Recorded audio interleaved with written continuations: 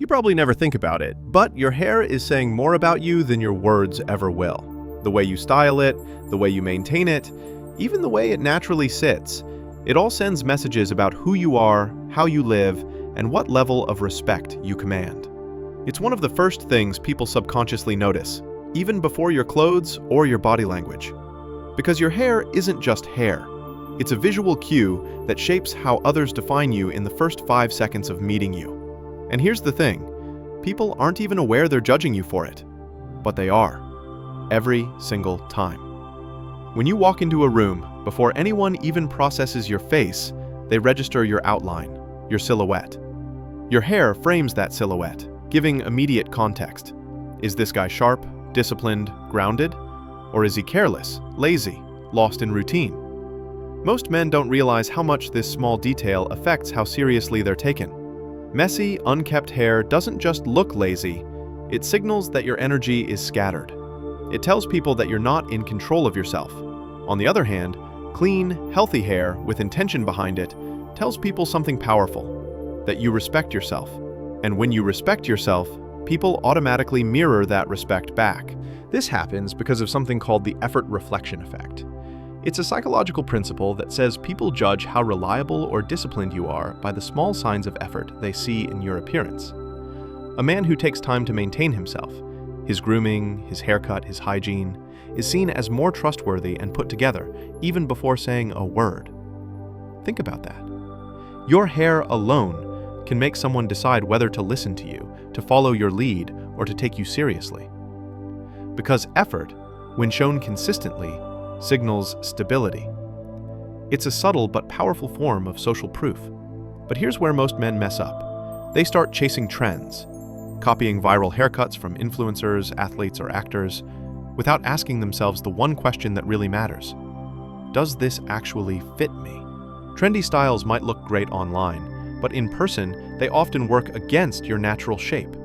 When your hair looks like effort for attention rather than effort for self-respect, people pick up on that subconsciously.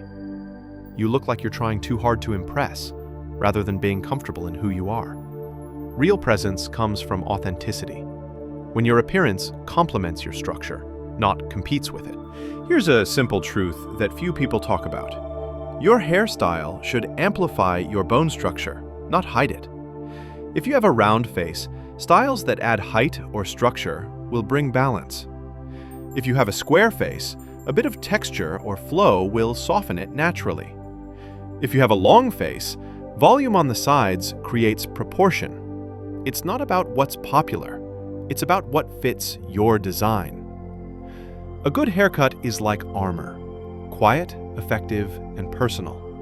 It makes people see you differently, but it also makes you feel differently inside your own head. Now, there's something I call the discipline halo. It's the energy you project when people can tell you care about details. A man with clean, even sides, maintained edges, and healthy texture gives off a controlled, reliable vibe. He looks like someone who can be trusted with responsibility, not because of status, but because his grooming signals order. On the other hand, overgrown hair, greasy roots, or inconsistent styles send the opposite message. They whisper, "I've stopped paying attention." And that's how people start treating you. Whether it's in your job, your relationships, or social settings, that small lapse in self-care communicates something bigger, that you're not showing up for yourself fully. It's interesting how your reflection in the mirror influences your mood. When your hair starts getting messy, or when you stop maintaining it, it's often not because you're busy. It's because you've lost momentum. And that's the most dangerous part. You begin to believe that the tired version of yourself in the mirror is the real you. But the truth is, the simplest way to restart momentum is through a haircut. It sounds superficial, but it's psychological. That one change reminds your brain that you're in charge. It's not just grooming, it's symbolic reset. People around you will notice it too, not because of the haircut itself, but because of the energy shift that comes with it. Now, let's talk about attraction, because yes, hair plays a massive role there too. Most men assume women are obsessed with specific hairstyles, fades, perms, or long waves, but that's not the truth. What women actually pick up on is the message behind the hair. Clean, healthy, and consistent hair signals confidence and self-discipline. That's what they find magnetic. They might not consciously think, oh, he gets regular trims and uses conditioner, but subconsciously, they're registering, this guy takes care of himself. And that translates into emotional stability, something every human finds attractive, whether they admit it or not. If your hair is dirty, smells bad, or looks neglected, that immediately breaks attraction, no matter how good your facial structure is. It's not about perfection, it's about ownership. You could have a slightly messy hairstyle and still look amazing if it looks intentional, like you meant it that way. That's the difference between presence and neglect. Presence looks natural, neglect looks accidental. So how do you find the hairstyle that fits you? Start with your facial proportions. Look straight into the mirror under neutral lighting and observe your natural structure. Don't pose, don't tilt your head, just look at yourself the way others see you. Ask, what's the shape of my face? Square, round, oval, long? Then think about the message you want to send. Do you want to look creative and expressive, or sharp, clean, and grounded? Those cues decide your ideal style. From there, talk to your barber.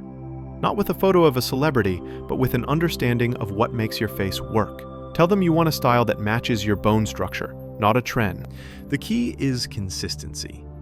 Pick a grooming cycle, maybe every 2 to 3 weeks, and stick to it. Maintain your sides, your neckline, and your cleanliness.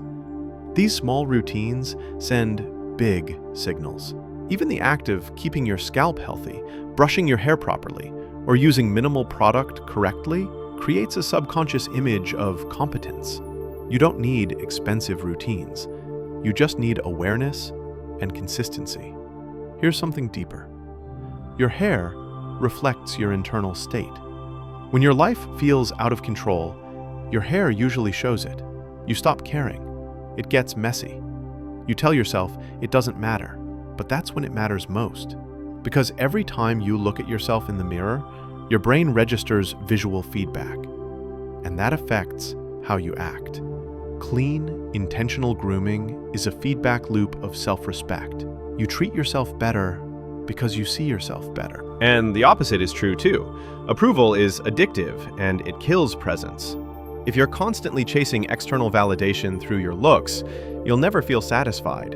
You'll always be changing something, trying to keep up, and that energy reads as insecurity.